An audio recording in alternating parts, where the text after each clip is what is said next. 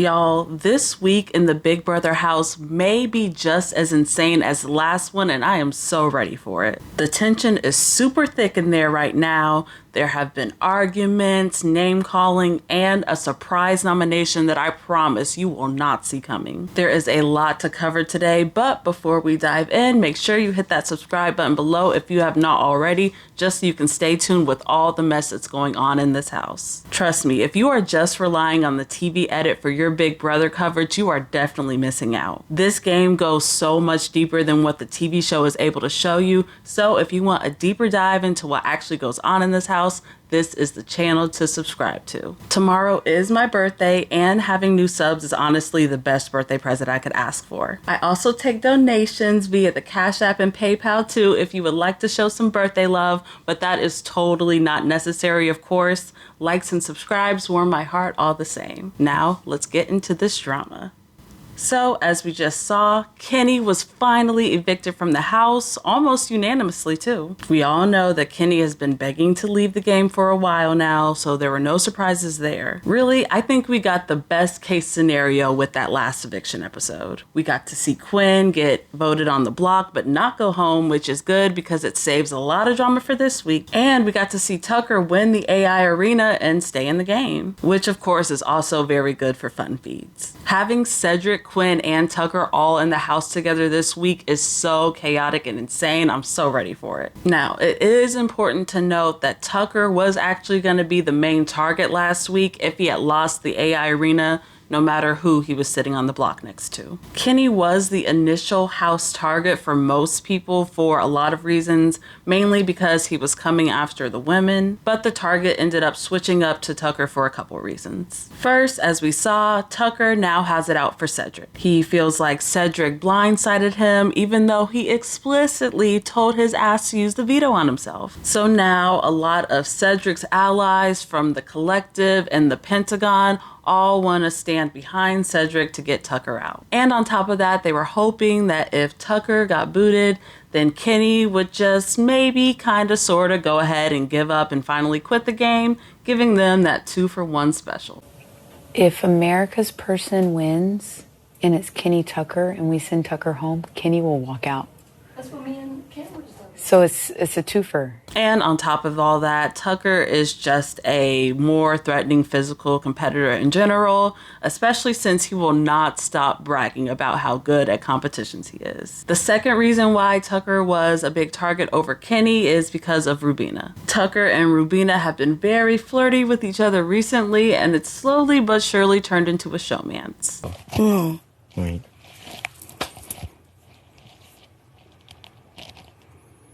You're better at this than I am. Right?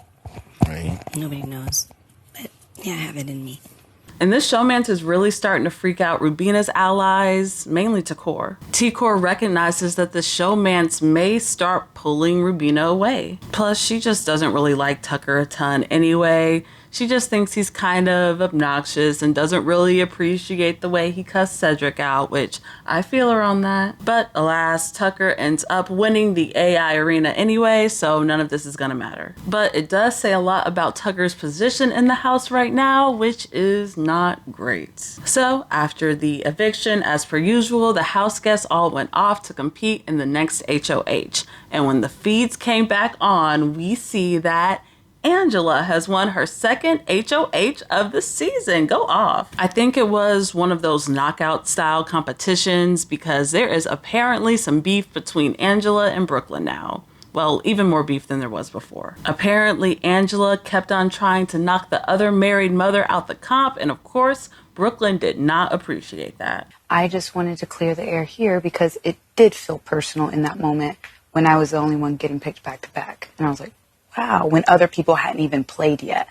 So I was like, oh, okay. So that's how it can't look any other way. Now that Angela is the HOH, she is once again officially safe for the week, which is really, really good for her because we all know that Quinn was just going to take over anyway with his deepfake power. And Quinn would have most definitely put Angela's ass up on that block. So for all intents and purposes, Quinn is now the new HOH this week. And him and Angela sit down to have a meeting and talk about the HOH. And there is just this hilarious moment where Angela is trying to get all this info from Quinn as if he's not the one in charge. Who's your hard no?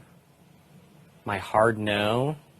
Probably Kimo, since I told him about it week 1 when he was on the block. Who's your second hard no and your third? Come on! What is that?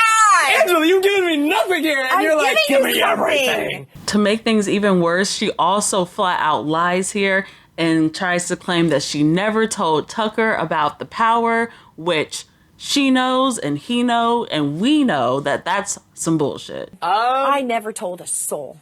What? You told Tucker? No, I didn't. He told me you told him. Really? Straight up, yes. Straight up. I'm not kidding. Oh. I'm not kidding at all. I love Angela, y'all. I gotta be honest. She is so funny, especially when she's not even trying to be. So Quinn's initial plan was to put Tucker, Makensy, and Rubina all on the block. Tucker, for obvious reasons, everybody knows that's target number 1. Tucker and Quinn have just been arguing around the house and going back and forth ever since the last eviction, so it's definitely up between those two right now. But I would not do that. I don't care. I don't believe you. All right. Well, I'll show you in the veto ceremony. Yeah. I'll show you in the veto I'm gonna win it too. Piss me off. Fucking dick. And he wants Makensy on the block because of her closeness with Tucker.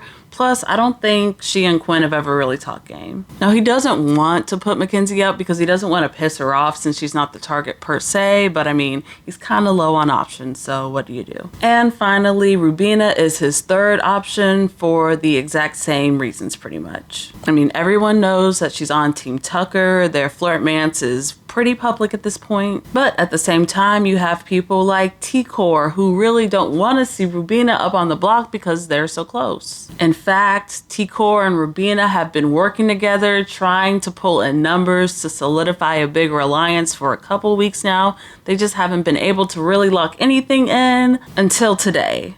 Kinda, sorta. See, Tucker has been busy because he knows he's in hot water, so he's been trying to gather some of his numbers too. So Tucker is gonna propose a 5-person alliance with Rubina, Brooklyn, T-Kor, and Kimo, named 5 Points. Of course, people don't really know how close T-Kor and Kimo are to Quinn. They don't know about the Visionaries, hence this random ass grouping. Now, don't get it twisted though, because Tucker is still very much on the outs, so I don't know if I would consider this a completely real alliance yet. I mean, it's already been leaked to a few people by Brooklyn, so it's not really a secret. But the fact that T-Kor and Kimo are kinda, sorta, somewhat entertaining it shows that there is just this distrust there between them and Quinn. So in Quinn's mind, Rubina was set to be a nominee until Cedric comes up with this not so bright idea. You see, right now, everybody's big worry is that Tucker is gonna win this veto. He has been doing pretty well in comps recently,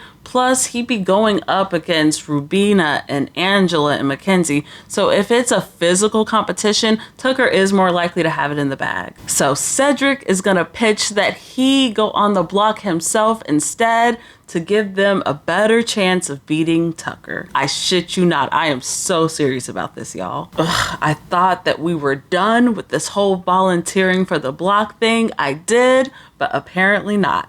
Here we still are. Now, I do kinda sorta get where Cedric's coming from here, but to me, it just would never be worth the risk. And even though Quinn is against this idea at first, eventually he's able to come around to it. Now, in this whole debacle, I'm on Team Cedric, if I'm being honest with y'all, so I'm hoping that this whole thing works out for him, but my God, this just could easily backfire with Tucker winning this thing anyway, and then what? Y'all tell me, why are the people in the house playing like this? Like, is there something in the water or what? So Quinn's deep fake power is indeed used, and when the feeds come back on after nominations, we see that Tucker, Makensy, and Cedric are all on that block together. Yikes. Again, I really hope that this whole thing works out for Cedric, but only time will tell until the veto competition.